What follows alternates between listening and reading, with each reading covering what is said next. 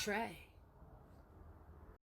Welcome everybody to Chats with Trae. I'm so glad that we could bring this platform back, as so many people out there in the community have been telling me, look, bring your show back. We want to hear from more people in the community. We want to get to meet more people and have them chat with you. So once again, here we are, and I'm so elated to bring this next guest on, you guys. I have been talking to the mad bus driver for months, trying to get him on. It was way before the protest started. So welcome to Anthony Sessions, aka the mad bus driver. Thank you so much for coming on to Chats with Trae today. Thank you. It's so great to be here. Yes, and to finally get a chance to see you in person. I told him, I said, I ain't going nowhere today. I got to see her. We going over there. We are making it happen today. Right now today. Absolutely. Yeah. And so just to get into it a little bit, you actually drive the number 7 bus. Yes. Right? Yes. Tell us a little bit about your time with Metro, how long you've been there, and your beginnings as a bus driver. Yeah, well, I've been there as of today. It's been 23 years. Wow. Yeah, and it just seemed like yesterday I was just starting. So yeah, doing that for 23 years, and it's one of the greatest gigs that I could have ever gotten, and it is what led to me doing stand-up comedy. And because I get the opportunity to ride around with all of your cousins, brothers, sisters, uncles, you know, the people you don't want, you know, people in your family, you love them, but you don't want them in your neighborhood, your house, or your car. So I'm the one that you can blame that they got over to your house on Thanksgiving. It was my fault. It's your fault. Yeah. And, you know, I'll be honest. I mean, being a born and bred Seattleite, okay. for those who don't know, man, the number 7 is a very special bus, man. It is a very special bus. It was one of the first buses that I realized has one of the longest routes actually throughout Seattle. And so let's let the people who aren't Seattleites understand, what is the route like for the number 7? You seem to go all the way from like the north all the way to the south. Well, yeah. Well, it's actually been cut in half, because it used to go all the way from out at the Rainier Beach, all the way out to the U District. And that was such a long, that's like 20 miles. And it was so long that drivers were like, I can't do it. I mean, because it's just was really long piece of work. But the thing about the 7 is, and the thing about, you know, Seattle, it's a multi-ethnic city, which is beautiful. And you get some of everybody there, you know, everybody on your bus. And the thing about the bus is actually a rolling theater where people get a chance to act out and show out, because you got a captive audience. So you get an opportunity to see everybody that you could possibly think of riding the bus. Wow. So you're getting a bunch of different characters on there, a bunch. And I want to talk to you, of course, because obviously you have still been working throughout COVID. We know that, you know, bus drivers have been literally on the front lines as frontline workers, still getting people to and from essential jobs. So how has that been for you in terms of a Metro employee and making sure that you have the proper PPE and things like that so that you're protected during this time? Yeah, well, one of the things that, you know, it's a blessing to, first of all, be working, and secondly, to be doing something that is, you know, really important to help a lot of people at this time. Because one of the things that bus drivers do, we're on the front lines, but, you know, we're of service to a lot of senior citizens, and there are a lot of senior citizens and persons with disabilities who don't have any other form of transportation to get to and from, you know, vital services. So, you know, this job affords me the opportunity to do that. And, you know, I follow the, you know, the guidelines that are out there with the CDC, the state, the city, or whatever, and I pray, and I got special tools that I bring with me. See, like with the COVID, boom, see, yeah, that works. Only for 24 hours. Okay. Though. Yeah, then I have to go get a new one. And we start over again. I love it. I mean, at the end of the day, clearly you have so much personality as a bus driver, right? And so I really want to hear, I mean, going from bus driver, like you said, picking up such a wide array of characters, right? What got you started in a comedy? Well, there are several things, but my wife, who is retired, she's retired. is a stroke survivor. So she suffered a massive stroke about 28 years ago, pretty young at the time. And it was, she's unable to work. So anyway, what I would do is, over the years, I would come home and I'd share these stories about the day's events.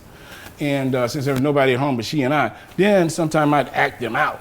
And it would make her laugh. And laughter is some of the greatest medicine, because she has some physical challenges and what have you. And I make her laugh. And one day, for like 10 years, she said, you should take that to the stage. You should blah, blah, blah. And I wouldn't do it. But then I started thinking about some of my idols in stand-up comedy.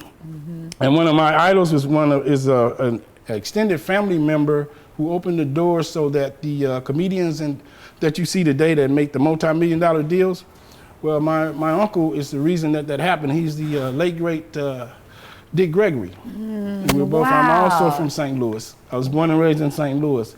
And so I just decided to just kind of do it. And before he passed away a few years ago, we talked and I said, I want to do this mad bus driver thing. And he was like, well, I tell you what you do. Timing. And if it don't work, just get your ass back on the bus and drive.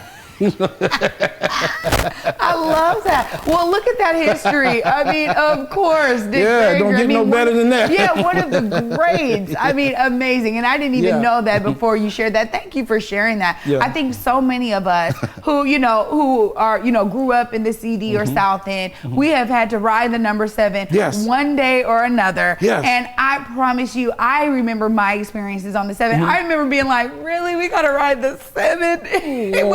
It was, it was not always. It was like I knew I was going to run into some characters on that bus. Yeah, and the 7, it got a bad rep though because different people do different things. Because actually, I was sort of barred from driving on the east side. Because like I'm from St. Louis and it's the show me state. You got to show me something, and I ain't got time to be fooling around because we got to go. Yeah. And so I was driving over East Base many years ago, Bellevue Base, and something about some of the people, not all of them, people are, wonderful people, but some people in certain places, you got to explain stuff to them. And I don't have time for that. And so I pull up, I open up the door, and this gentleman's standing there, and he's pacing. I know when I open the door, it's going to be trouble. I open the door, and he says, well, you're like 12 seconds late. Where have you been? I was like, well, sir, I have a busload of people. Well, you should have, because the taxpayer. I said, okay, how can I help you? Do you go to Harborview? Yes, sir, I do. Well, my planner says that, I just shut the door with his arm and then ran his ass across I-90. When we got there, I said, do you believe me now? So they said, we don't want to fire you, but we think we'll take you over with the other people. You fit in real good with them. I said, they're my people right there. Yeah, right on. And it worked out. It worked out fine. 23 years later. Wow. It's still there. You gotta love that. I mean, well, at the end of the day, one of the things that I love about Seattle the most is my childhood. And really is representative of, we got on the bus, man. We got on the bus. We wanted to go down here, go there, go downtown, anywhere. We got on the bus. So we were so used to knowing the bus drivers and knowing these characters. Do you get to see a lot of the same young folks all the time and just crack them up? Yeah, I've watched them grow. I've watched young people go from grade school to college. Wow. I had a young lady several years ago that stopped me at the Walgreens on 3rd Avenue, what's that, 3rd and Pike? And she said, Mr. Bus Driver, do you remember me? You remember me? I was like, no. She said, I used to ride the number 3, and I used to act out all the time. And you stopped me one day and you got on my case and you told me that wasn't ladylike and that I shouldn't be doing that. And that, I deserve better. She said, anyway, she graduated from Spelman. Wow. And I started remembering, I said, well, you the one. I said, oh, you the one I'm getting my belt out on. I told you, go get your dad. So yeah, you just get a chance to and you see yourself sometimes in others. Yeah, the beautiful thing too, I mean, we talk about it often, and I know, we got to get to a comedy segment with you today, so definitely I'm going to ask a couple more questions. We're going to let you go. but I think that's so important because, again, what I always talk about in my work as an organizer is that the relationships that really come from community, when you have that sense of community, you cannot replace those relationships. And there's a great example right right there. Again, you don't have to be involved in these young people's lives like that, but you see the need, you step up. Yeah, and I feel a moral duty, to share. And like you said, the great thing is coming from the Midwest to the Northwest, I'm able, it affords me an opportunity to share certain experiences that some of these people have not had. And also, one of the funny things is it affords me an opportunity, like I have some young people that I pull this trick on them, and I've been doing this for a long time. One is going to catch up with me eventually. But what I do is I'd find, I've had a couple of young people that were just, they weren't understanding something. They needed to some help understanding something. And in their work, in school, high school. And I had this one guy who was like a 2.5 or something. I said, no, we can get this up to a 3.5. This can be done. I have some cousins that are mathematicians. I'll call them from St. Louis. I say, so look, this is how we're going to do this. I would go and get 100 $1 bills. Then I put a $100 bill on the top, $100 bill on the bottom. I tell them, I said, look, man, we're going to work through this and we're going to get you up to a 3.5 so that you can get access and action into getting into college. You see this big stack of money I got right here? My word is bond. I'm good. If you succeed in this over the 3 years we work together, on graduation day, I'm going to give you this. I get to give you this. That's going to be the blessing for me to give you this. They buy into it. I say, now, when do you graduate? August the 29th. Okay, I'll be there. My word is bond, right? Right. That's when I changed bus routes. I ain't seen them. I ain't paying you. But see, you infect them to be better. Right, I love it. Yeah, I love it. Yeah. I think that there's so many different forms of community, and that's really what, that's what it's all about. For me, it's all the different sectors that come together. And again, it's for the betterment of the next generations. And look at you, taking your day job and spreading that joy and laughter to all of the community. We appreciate you for that. I'm so blessed, and I'm just really, really grateful to be in a position where, bus drivers, we wear many, many hats. We do.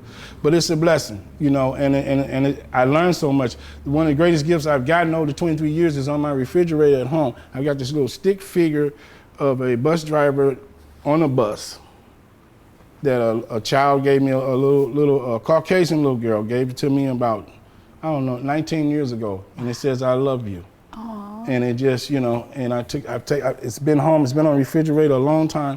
And, that makes me feel good after I've been called every kind of, I'm not going to say it today. But I just be thinking, when they say that to me, you know what I'm thinking, yo mama. But anyway, we on TV. What a camera. I love it. I love it. Well, I just appreciate you so much. Thank you for letting us get to know a little bit about you and your background. You guys, I'm elated because right after this break, we are going to set it off. And you got the mad bus driver, man. He is going to do a set. So we get to bring some laughter out here to the community. Stay tuned. We will be right back. You're watching Chats with Trae.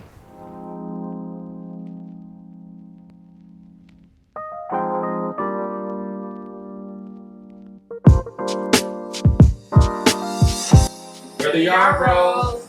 I'm Taco. I'm Tia. And this is our love story. So we've been together for 14 years and married for 12. So we met at a choir rehearsal. No. Which way? We met at church. Oh, yeah, you're talking about the very first. The very first interaction. When you were shady. Okay. I was not shady. And I was like, will you? I remember that. And then it cuts off. And then I was like, marry me. And then I peeled these bars. But it stopped being about each other. And so COVID helped us to return to, wow. We matter. You and I matter. Yeah. Thank you for listening to our love story. We're the Yard Bros. And vote Black Love. Here at East Precinct, it doesn't get any closer than this right now.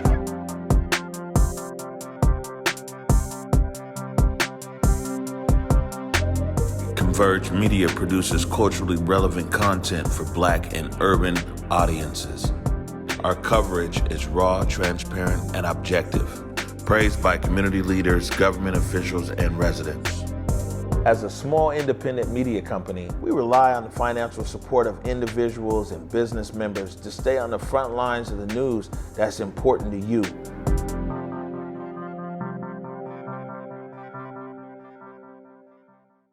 Welcome back, everybody, to Chats with Trae. I'm your girl, Trae Holiday, and I'm so excited to be bringing on the Mad Bus Driver. You guys saw him be funny right before the break, and I'm just excited that we get to take the reins off and let him do his thing. Here you have it, the Mad Bus Driver. Hey, what's happening? What's going on? And let me just say this right here. MAD does not stand for anger or bitterness or any of that. MAD stands for what? Motivation and determination. I'm here to help the people. And I want you to know, we do it all on my bus. Weddings, bar mitzvahs, funerals. Let me see what else we need. Whatever you need, just call us. But my favorite is doing this here.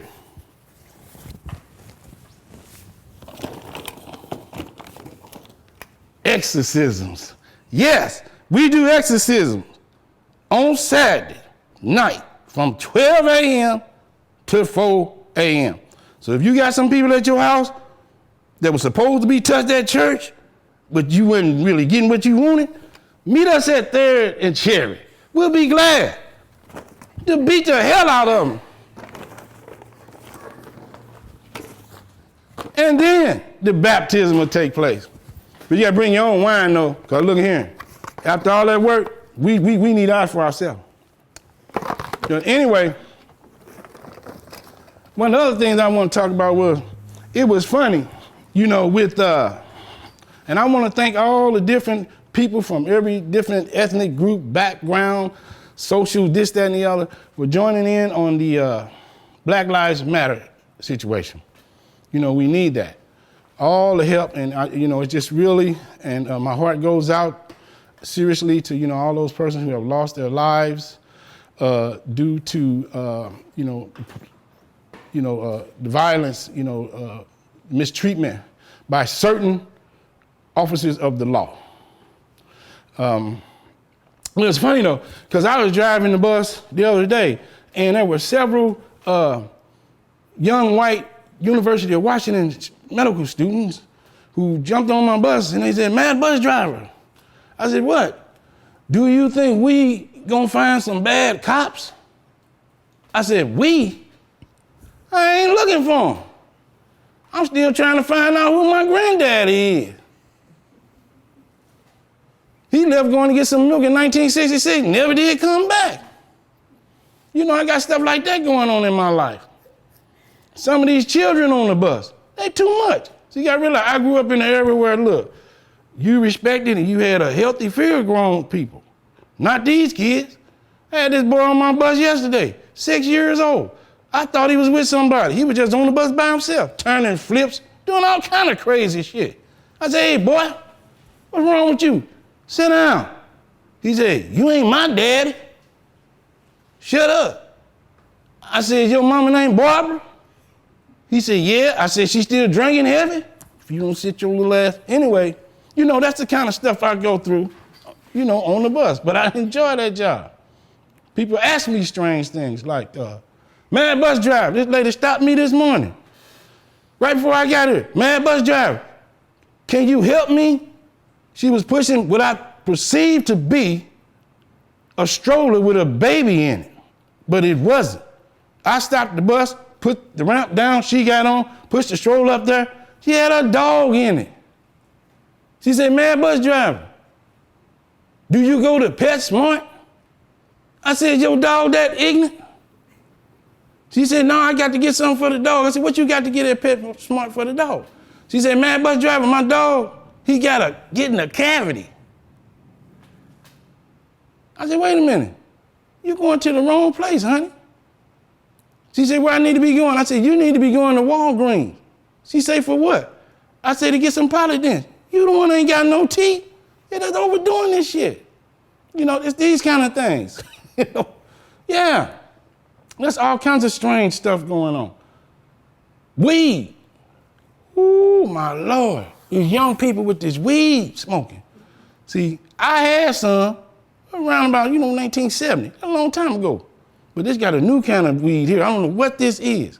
Because I was picking up a bunch of people at Chinatown, senior citizens, opened the door, about 75 of them rushed the bus, trying to get to the food bank. And I don't know, a midget came out of somewhere, jumped up, blew a cloud of this big ass cloud of weed smoke in my face. Then jumped up and ran off. About 13 seconds went by. I was so high, I went from suicidal to homicidal, but then I couldn't remember who I was supposed to kill. Oh my God, this is something else. This is really, really something else. Be sure and go to my website, themadbusdriver.com. That way you can stay in tune with what I got going on, and let's communicate. Let's talk about it. Because I used to not believe when I was a kid, growing up in St. Louis, Missouri. I didn't believe in certain things. There were just some strange things going on. I was like, I don't believe in certain things. But if you drive the bus long enough, you come to realize that this stuff is right. There's just some things that's unexplainable. I was like, in church, they said, Jesus was just born out of nowhere, out of thin air. I had a problem with that. I said, no, he had to have something. I said, Mary and Joseph had a baby, wasn't no touching going on. I said, no, it had to be something. But I found out last week while I was driving to number 7, I picked this lady up at 3rd and Union. She had 1 stroller, 1 baby, 1 bag of groceries, 1 transfer. When we got to 5th and Jackson, she had 3 babies, 1 stroller, 1 bag of groceries, 1 transfer. When we got to Rainier and Henderson, she had 7 babies, 1 stroller, 1 bag of groceries, and 1 transfer. The little fella was sitting next to her. He was kind of drunk. I said, ma'am, is he with you? She said, no. I said, is he the baby daddy? She said, no. I said, is he the baby daddy? She said, yes. It was right then. The Immaculate Conception is real. I ain't gonna argue about that no more. It is what it is. So it's just a lot of, that's having a lot of fun, doing different things. And so I'm gonna get ready and get out of here, but it's been so great, being here with Trae and being afforded the opportunity to be here with Black Lives Matter, Africa Town, and talk about Black Lives Matter and other important issues. Until I see you again, stay tuned, catch up with me. God bless you, be safe, wear a mask, wash your hands, and if you got people that you don't like that well in your house, don't be fussing and fighting and raising your hand. Just, when it's July, tell them you ain't gonna be home for Christmas for 4 years. Till I see you later, bye-bye.